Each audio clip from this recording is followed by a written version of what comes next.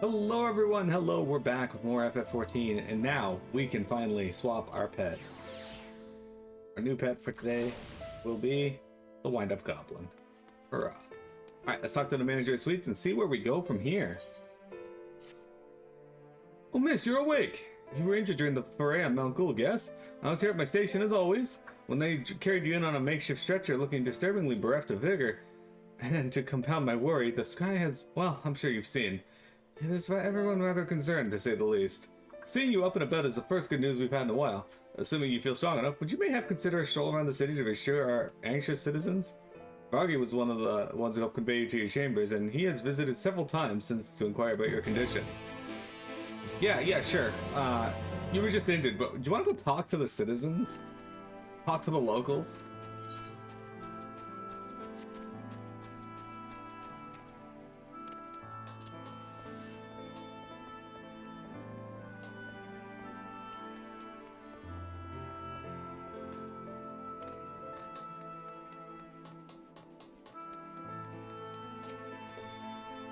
Well, look who's back from the dead. Aye, it was a grim sight. Your companions looked fair ready to drop when they brought you in, so I offered a helping hand. Couldn't bear to see them struggle so. And you, my friend, I fear you had one foot in the grave. Cold and lifeless you were, like a corpse that was somehow still breathing. And they told me some evil bastard went and snatched our poor exile away in the middle of the chaos? Wicked wife, what is this world coming to? Bah, but moaning over a solved thing.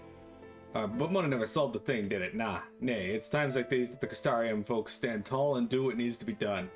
Trade with Yulmore is back on the table. We'd best make use of those resources to fortify the city against the Eaters, whatever misery the fates deem fit to throw at us next. Speaking of misery, Kesami was worried sick about you. A healer wringing her hands is not a sight you ever wish to see, let me tell you.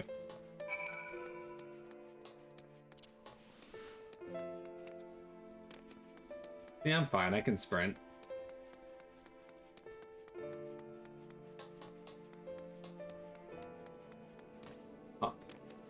Hop to it, yo-yo.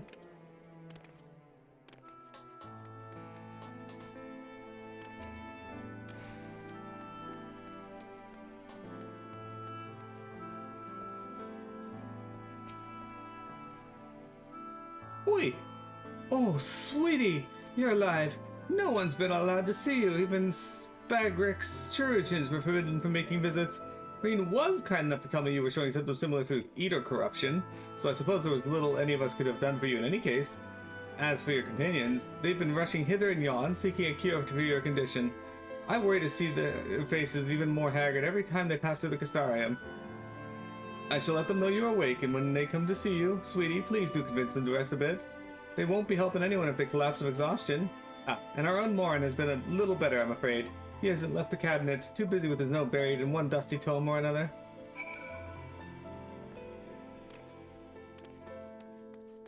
I don't know why I gotta go speak to Morin now. This is super rude.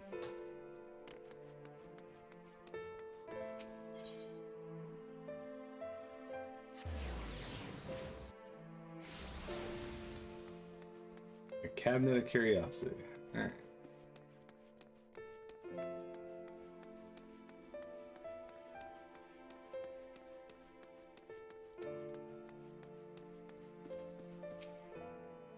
Confound it. This says the same thing as the last. Mayhap I should approach the problem from a different perspective. Mira, it truly is you, and not some figment of my imagination. Oh, but this is wonderful. To see my prayers have been answered. Feeling otherwise helpless, I've been scouring our shelves for the wisdom to explain the most worrisome conundrum. Why, with all the Light Wardens defeated, has the light returned to obscure the sky? I must have poured over 100 tomes, but no definitive conclusion seems forthcoming.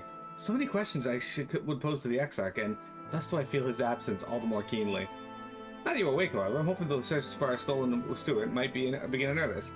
Catalyst, meanwhile, leads the crystalline mean in preparations for battle, though against what foe we are as yet uncertain.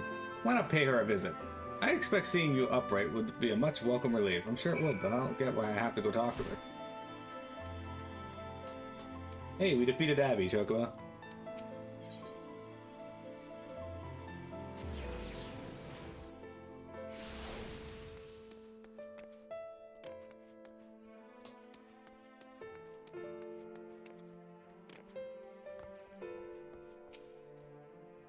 Nero, alive and well, I see. You gave us a proper fright, you know that? Not a day's gone by that I haven't heard folk worrying what's to become of you or the Exarch. Anyway, I'm glad you recovered enough to stand. You're not planning on striking us straight away, though, are ya? I was hoping to have a better look at your equipment. If we'd been able to provide you with better weapons or sturdier helms, then maybe we would have won the day, and the Exarch would still be here. As such, we're keeping busy consulting each other on new forging techniques and designing designs and the like. If you could stand still for a moment, I'd like to assess your gear. We're trying to improve.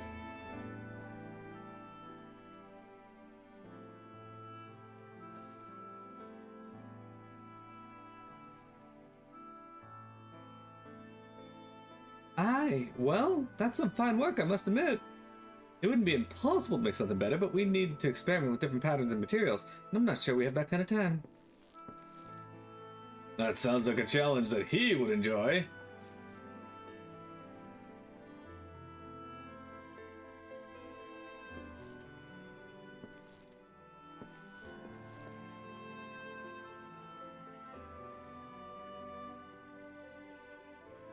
Greetings, Glenad. The Master of the Stairs is running his own errands now, is he?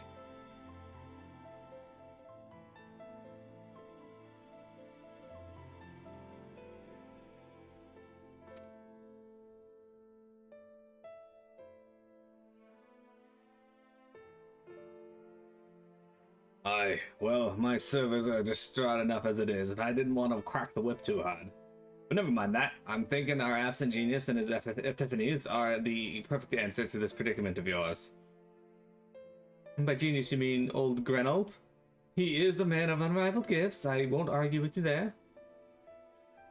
But what good does his talent do if we can't bloody find him? No one's seen hide nor hair of Grenold since he wandered off some years ago. You know what he's like once he latches onto an idea. He's probably cloistered himself in some forgotten cave, completely absorbed in his latest creation. I wouldn't even know where to start looking. That does make things difficult. Still, if that eccentric is someone you're destined to meet, I wager he'll show up soon enough. In my time at the bar, many's a tale I've heard told of strangely fated encounters, even if a few of them might be stretching the truth just a bit. We'll keep our noses to the grindstone for the time being. But on the off chance you do encounter Grenold, you'd be wise to take advantage of his brilliance rather than wait on our slow and steady progress.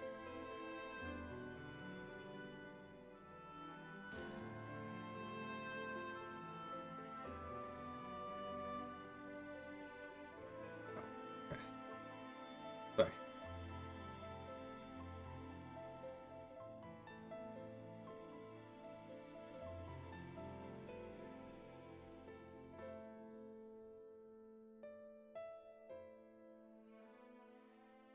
This is all talk for when you've recovered, of course. I'll let you get back to convalescing, eh?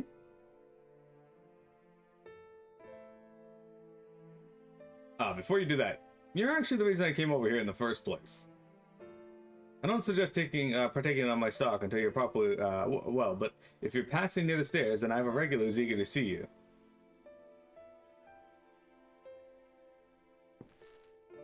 I'd best be getting back. Just because the world's coming apart at the seams doesn't mean we have to follow suit now, does it? Here, we can't forget the heart upon which the city was founded, or the Exarch might not have much of a home to return to.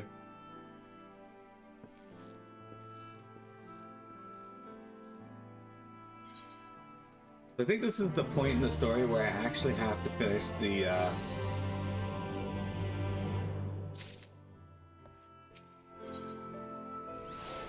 in his garden. Miro, are you alright? I think a return to your sickbed might be in order. Or you might consider resting a while atop the watchtower next to the rookery. This damnable sky doesn't make for the most soothing scenery, but the Exarch often like to stand there and feel the wind upon his face. Yeah, sure, I'll go stand by the rookery. Why the fuck not?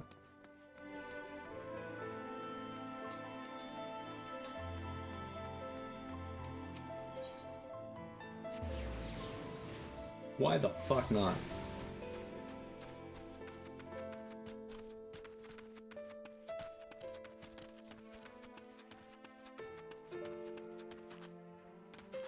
Oh, they're gates. Huh. Well, that's fitting.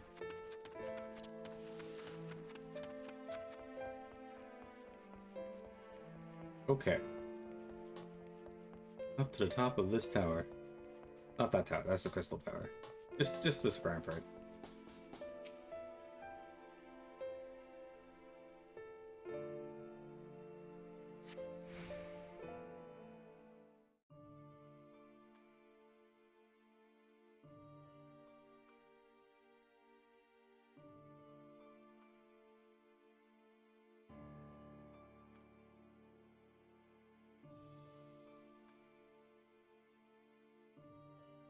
The people of this city have spirit, I'll give them that.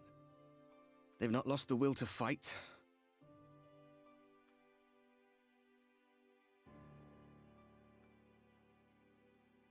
I can imagine how torn you must feel, looking at that sky, knowing what it means to everyone, and that you're responsible.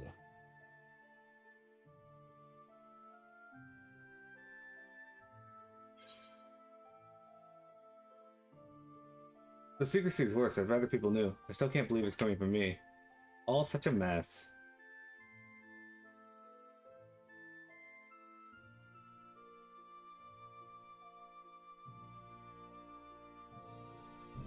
Aye.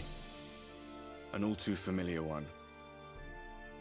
Here you stand alone, expecting no one else to bear the burden for you.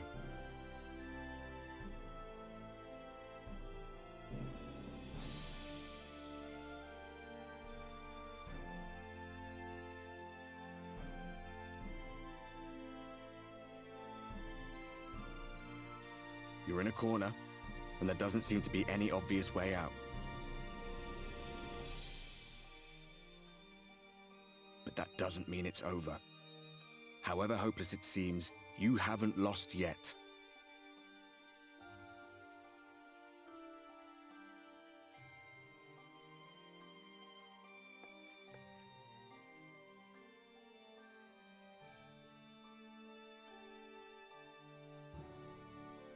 I remember looking up at the sky like this before.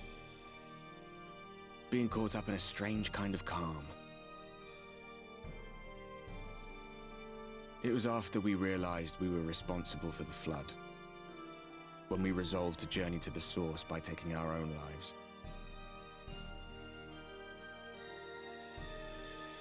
One last sacrifice. One last fight. One last failure. And then the Oracle appeared and, well, you know the rest. There were times in the years and decades that followed when I wondered if we might not have been better off just letting the rejoining happen.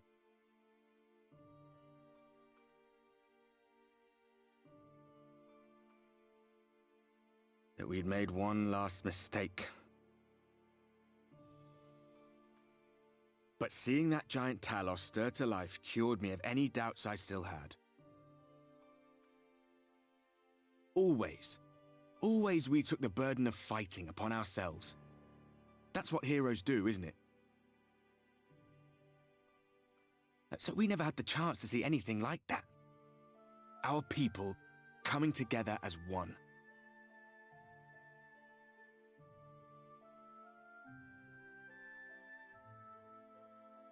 To think that their hope still burned so bright. That they were still so eager to live, they would lift up their fellows, one on top of the other, till they reached the sky. No. We made the right decision. And I can finally feel proud of the part we played in helping this world survive.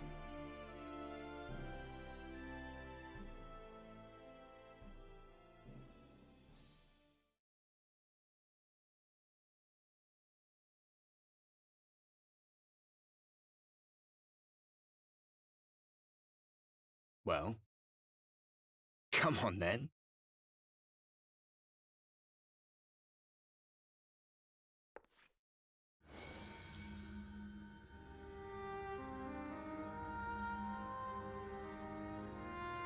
As I thought. What happened between us was no coincidence. My story may be finished, but the fates have gifted me a minor role in yours.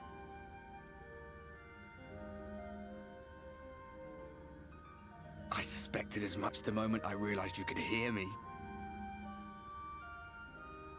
But it's hard not to doubt yourself when you're the man who caused the flood. I was afraid to do anything more than watch for fear of making things even worse. But no longer.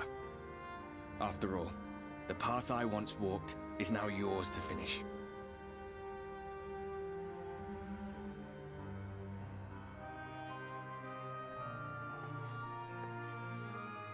For what it's worth, I cast my lot with yours. If you need a push, I'll be right there behind you. If you lose control, I'll do my best to stop you.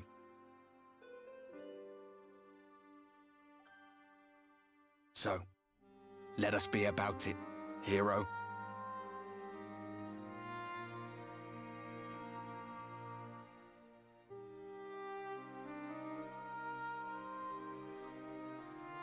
Oh, I was worried you were up here all alone, brooding and fretting and wallowing in your woes.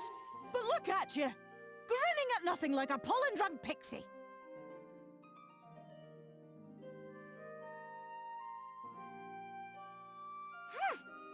Look at what you've done to your ether. It's a mess. And you have cracks running all through that pretty soul of yours. My poor little sapling. Whatever am I to do with you?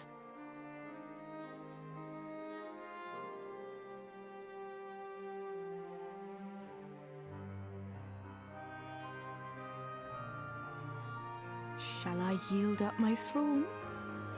You could claim it, cut ties with the mortal world, hide away in the castle.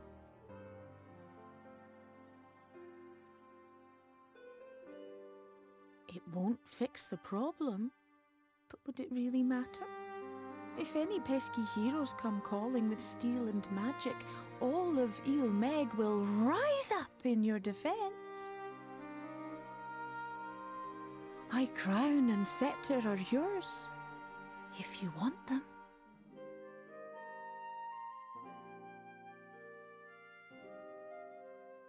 What? Don't give me that look.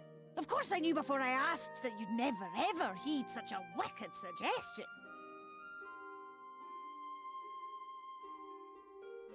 And besides, what would become of my precious and ephemeral flower?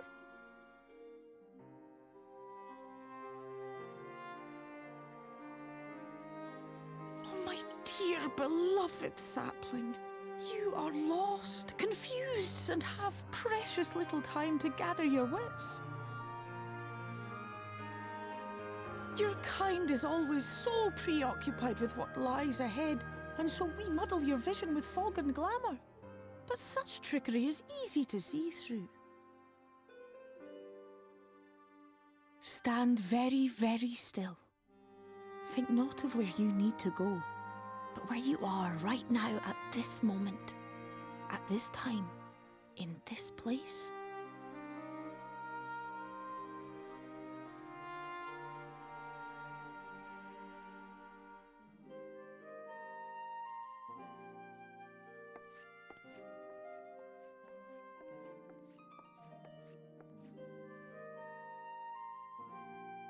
Our cairn of crystal.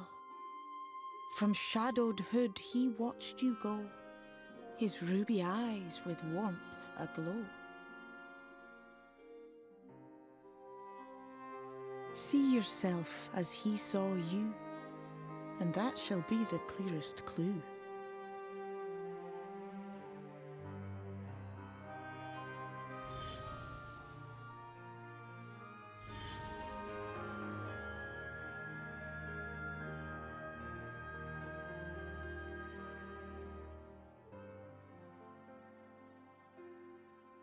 You stand in his garden, dear sapling.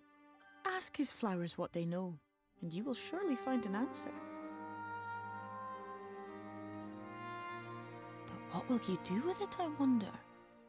I'll be watching and waiting, waiting and watching.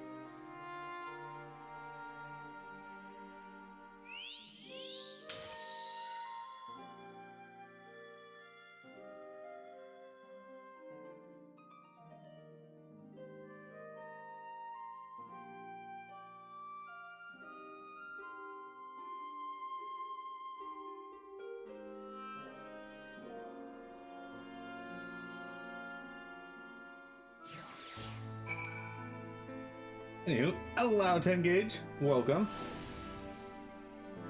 We took back down the last of the Sin Eaters, and now we are currently dealing with the sky being bad again. Everlasting light.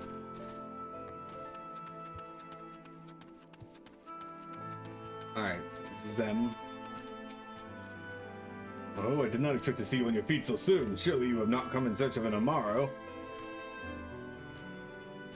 What do I know of the Crystal Exarch? I'm happy to share, but I fear there will be no surprising revelations. As any of the city will tell you, he is a man of wisdom and compassion and many untold secrets. But none can doubt his generosity. When the Crystarium was being constructed, he even allowed folk to plunder the tower's resources. He has imposed no restriction upon us but one. No one except the Exarch is permitted to dwell within the spire. Many seasons passed, a comrade of mine was bold enough to ask the reason why. The Exarch merely smiled and said, because one day, the Crystal Tower may suddenly vanish as suddenly as it arrived.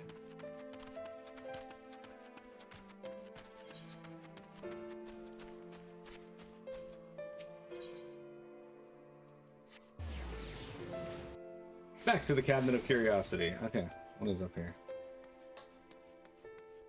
We got to talk to Morin again, or is there somebody else we can talk to? Seems like it's probably Morin. Yep. Okay. Oh, was there something else you needed? If you come for a result of my research into this persistent light, I'm afraid there's little to tell you as of yet. Records pertaining to the Exarch. Well, I need no documentation to relay what little I know of his history, if that is what interests you. Less than a decade had passed since the coming of the Flood, when the Crystal Tower first flashed into existence. Its summoner, the Exarch himself, became known to the refugees in Lakeland soon thereafter. He welcomed all who sought out the spire, be they locals who had lost their homes or Verbertites fleeing their ruined kingdom. And together they found the city which would become the Crystarium. Some thought to call him king, for he refused to share his name, but the summoner did not deem himself worthy of royal address. So, thus did the people consider his scintillating skin. So alike to the tower he had summoned, he bestowed upon him the title of Crystal Exarch. For his true name, well, it would seem that is a mystery that remains unsolved to this day. Ah, but we know his true name.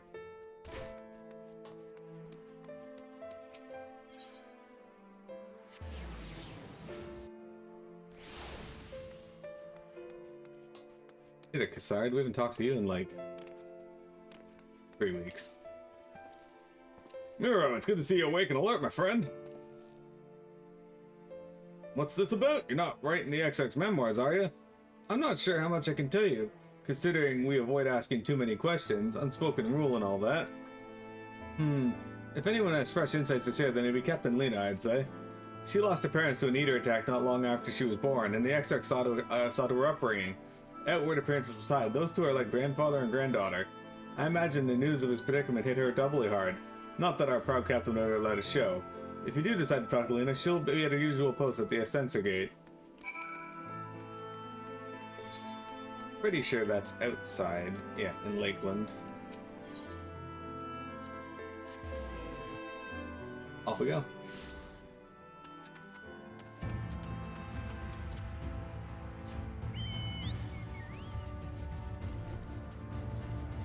Yay, Lakeland.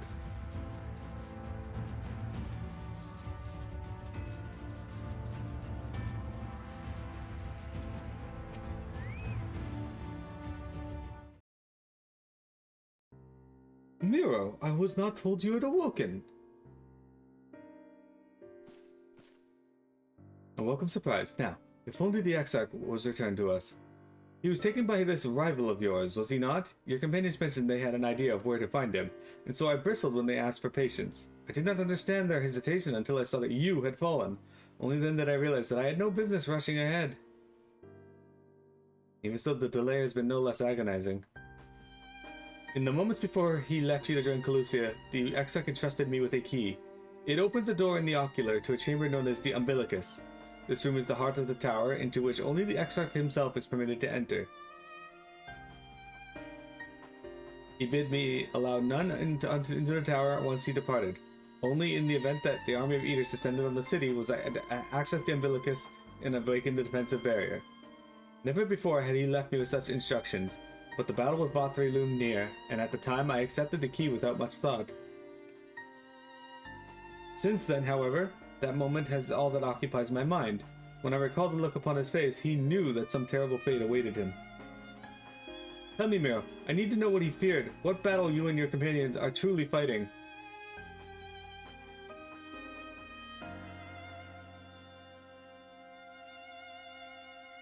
Forgive me. I trust in the exec, and I should not be voicing these doubts when he is not here to respond to them personally. But you have to come to me with a question of your own, have you not? Ah, I see I'm not the only one who burns for answers. The time has come to open the tower's heart. Though we do not face an invasion of eaters, I suspect the city will be in far more danger if you do not gain the knowledge you seek. In his garden.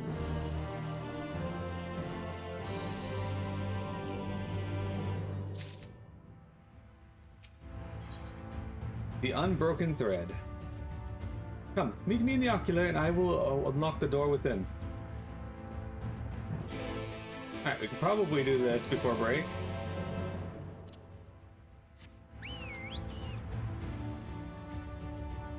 Actually, it might even just be faster to teleport to here. I know it's not far, but between the loading screen and that, we still have to run through the Crystarium, so I think this is the faster option.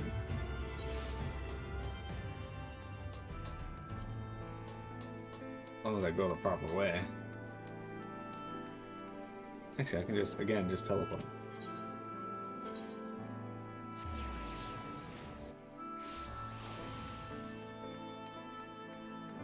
Skip the running time.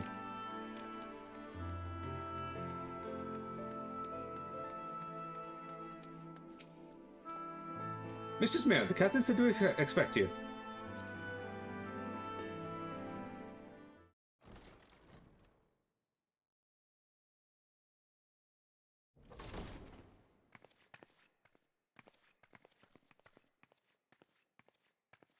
I have unlocked the door to the umbilicus. You are free to enter.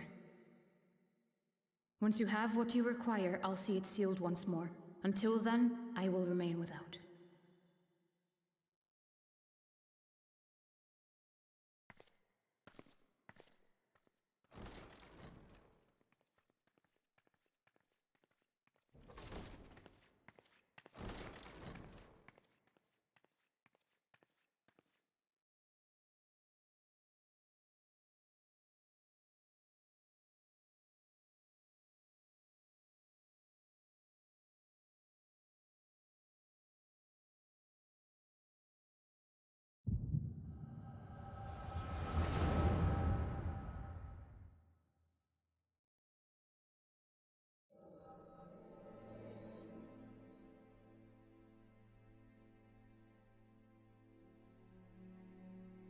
A moment to collect my thoughts, I prithee. Thy true name is Grahatia, then.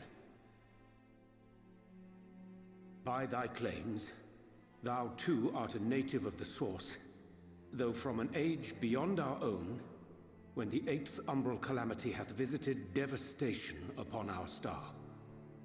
Thou hast, by subtle means, reached across the boundaries of time and space to unsow the seeds of catastrophe, ere its creeping vines drag our champion unto an early grave. In essence, yes. A difficult story to swallow, I am sure.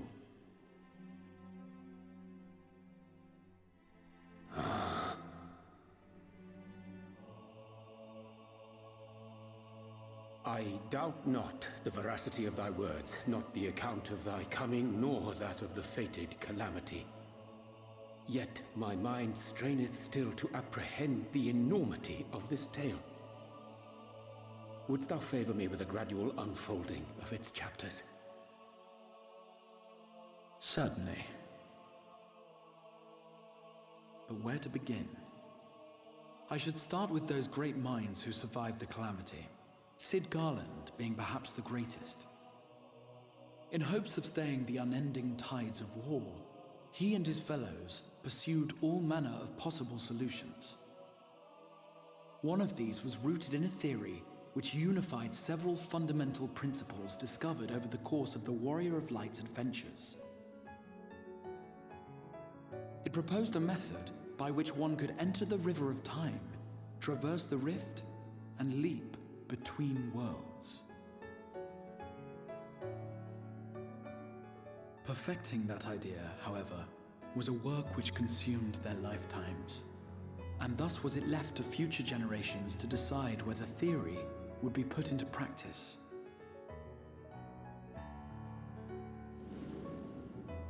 But all the while, the world continued to burn. Hope was a feeble outpost, beset on all sides by thievery and misery and murder. People cried out in despair, "There is no hope, we are finished. Mankind is finished." Then others raised their voices in answer. Though we be beyond salvation, those who came before may yet be saved. We will forge a crossroads and pave the way for a different future. By the wisdom of our forebears, we will prevent this calamity from ever having come to pass.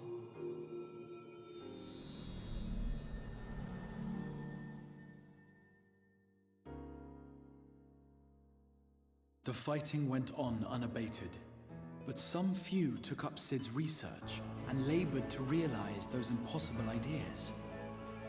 After 2 centuries of labor, their descendants finally succeeded in awakening the Crystal Tower, an integral part of the process, and, in doing so, roused its caretaker, me.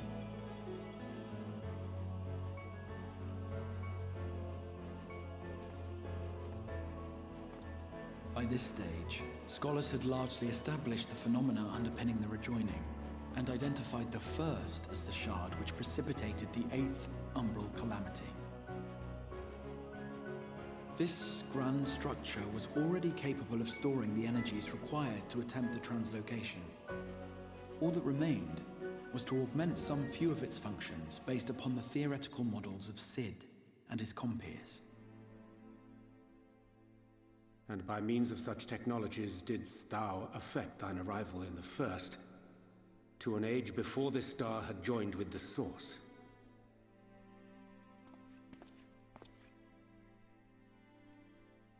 Some while before, as it turned out. 'Tis all but impossible to predict how time will flow between one world and the next, and we missed our mark by almost an entire century. But this only worked in our favor. The Sin Eaters could not be defeated without the blessing of light, and summoning the only woman who might stand a chance against them would require decades of preparation.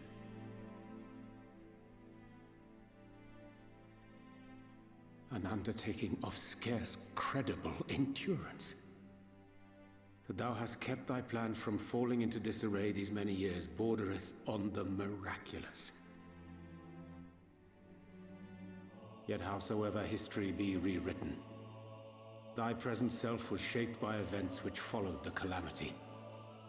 Should said catastrophe be averted, the very skein of thine existence will unravel.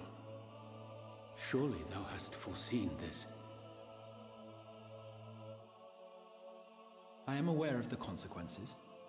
'Tis for that very reason Sid and his colleagues bequeathed their legacy as an offering, and not an edict. To give all of oneself for the happiness of others, and with no promise of reward, 'tis a hard thing to ask. Harder still for those condemned to survive in a world which pitted brother against brother. Indeed, you are right to call the execution of this plan miraculous, though the force which held it together was nothing so inexplicable.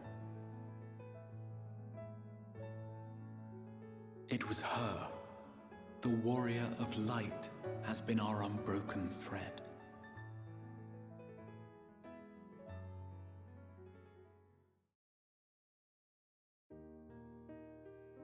Where others would stumble and fall, she would rise above.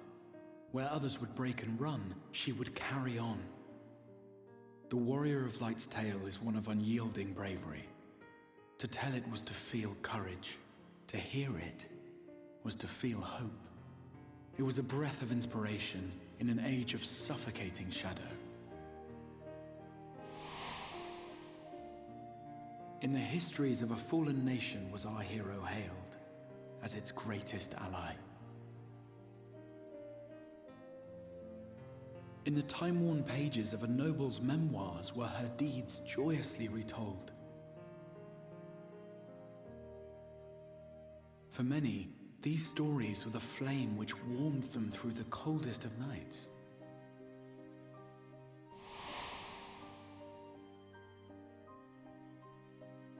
And so it should come as little surprise that the plan found no shortage of volunteers, concerning as it did the Warrior of Light herself. It was their chance to add their own verse to the hero's saga. She was the lodestar that brought them all together, to send their final message back through time and space to her.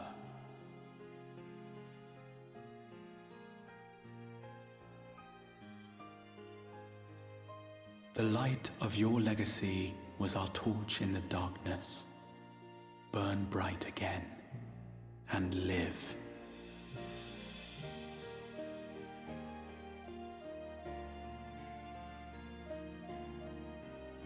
I am merely the bearer of that wish, come to ensure it is safely delivered.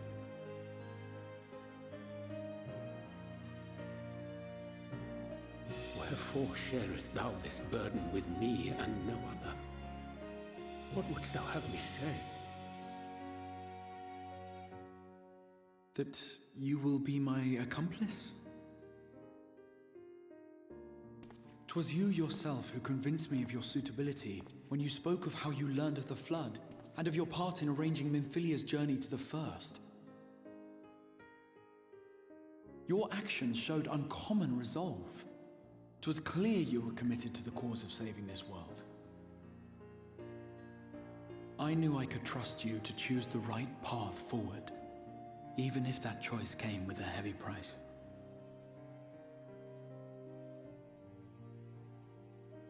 What price?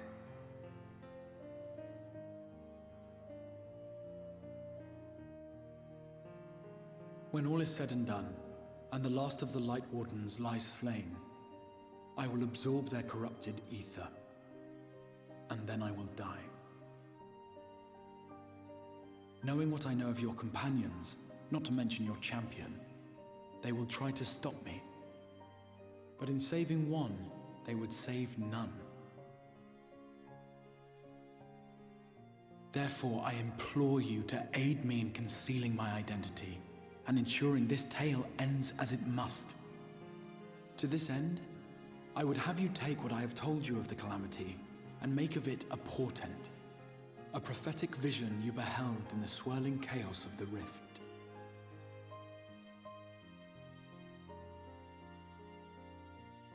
Is this truly thy wish?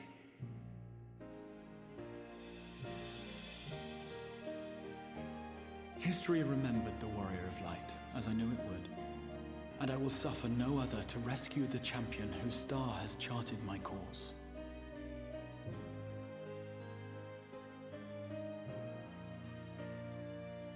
I will see this tale to a happy end, my friend. There has been enough tragedy.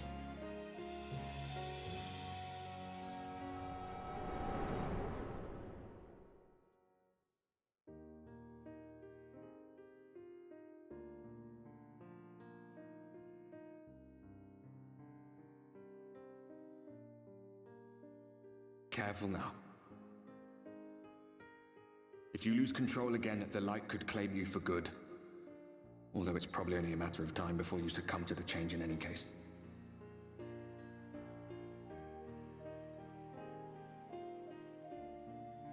What do you mean to do?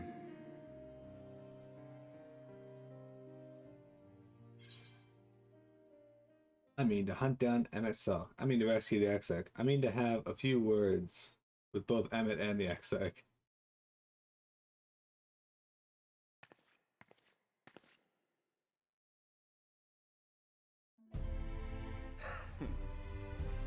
Then we should be on our way. Dacian mentioned the Tempest, did he not? That's the stormy seas around Calusia to you. His lair must be down there somewhere, hidden beneath the waves.